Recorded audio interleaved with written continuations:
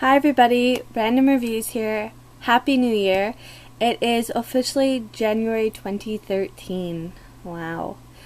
So, as you can tell from what the title of this video is, this is what I will be reading for the month.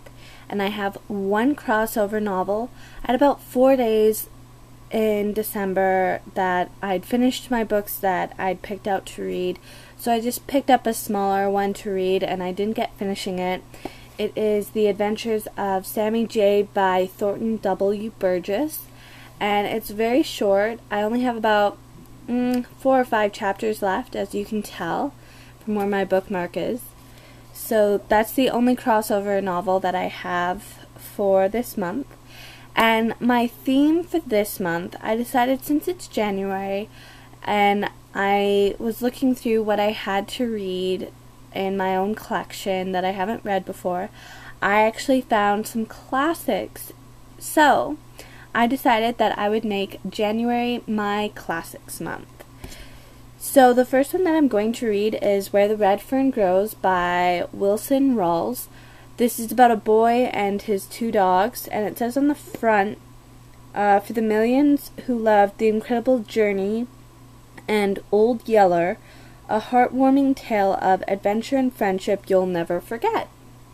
So I'm excited to read this one. I've never read it before, and I think they even made a movie on this, based on this book, so I'll maybe have to go and do some checking up on that.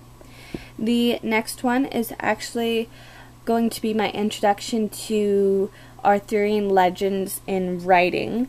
I've seen a lot of movies and television adaptations for the books and the Arthurian legend, and I found this one, The Story of King Arthur and His Knights by Howard Pyle. I found this one, it's in the Barnes & Noble leather-bound collection. It's a very gorgeous edition. I love the leather bounds. They are all very nice. I think I'd like to buy all of them and have all of them. So, this is by the same author who wrote, he also wrote a Robin Hood one. I believe it's called The Merry Adventures of Robin Hood or The Adventures of Robin Hood, one of the two. So I'm excited to read this one. The next one is another one where I've seen a lot of movie and television adaptations, and it is The Complete Sherlock Holmes by Sir Arthur Conan Doyle. This is volume 1. It's a really old edition.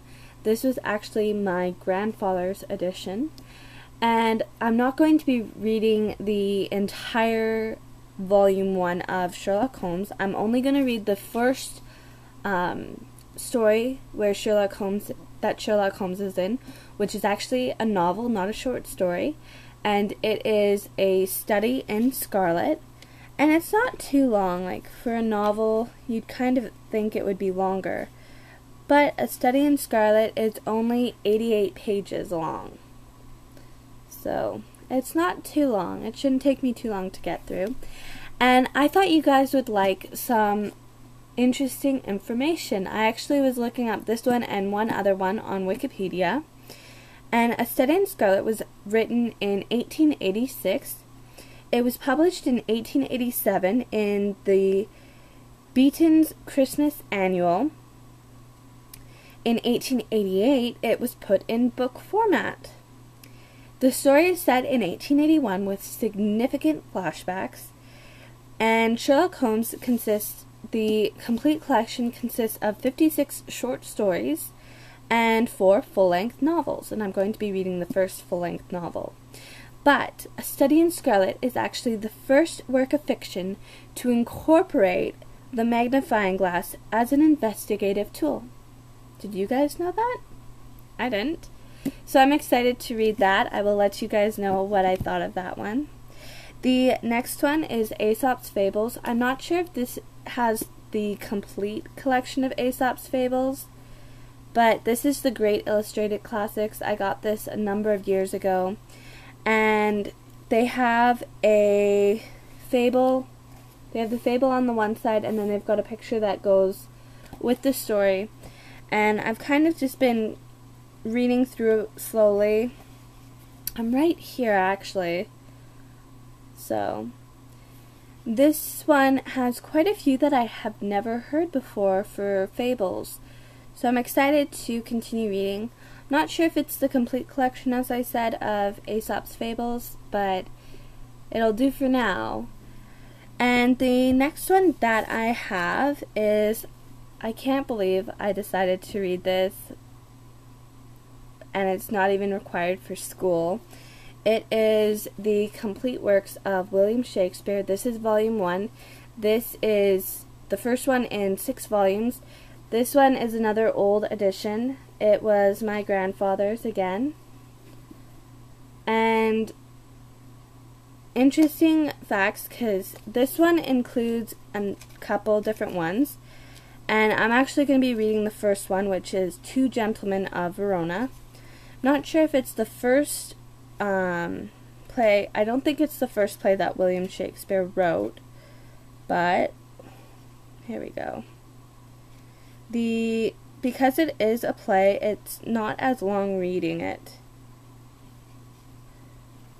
So it's very short.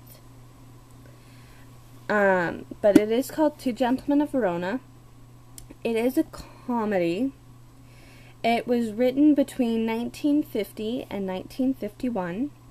It is the smallest cast of any William Shakespeare play. And it's commonly regarded as one of his weakest plays, which I wasn't aware of either. So I'm not one to pick up William Shakespeare just for the enjoyment. I haven't really found one that I like. I think it's probably because for grade 10, the English teacher the literature teacher had me read Romeo and Juliet, and I have never really liked Romeo and Juliet, and I still don't like Romeo and Juliet.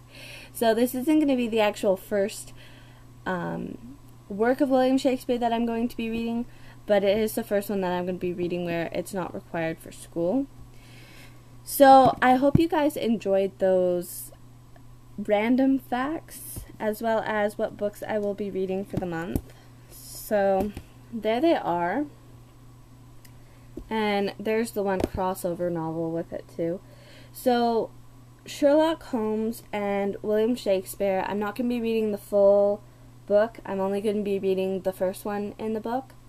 And Aesop's Fable, probably I'm not going to finish that, as I'm not going to be reading tons of the fables all at once. I'm probably going to be reading one here and there.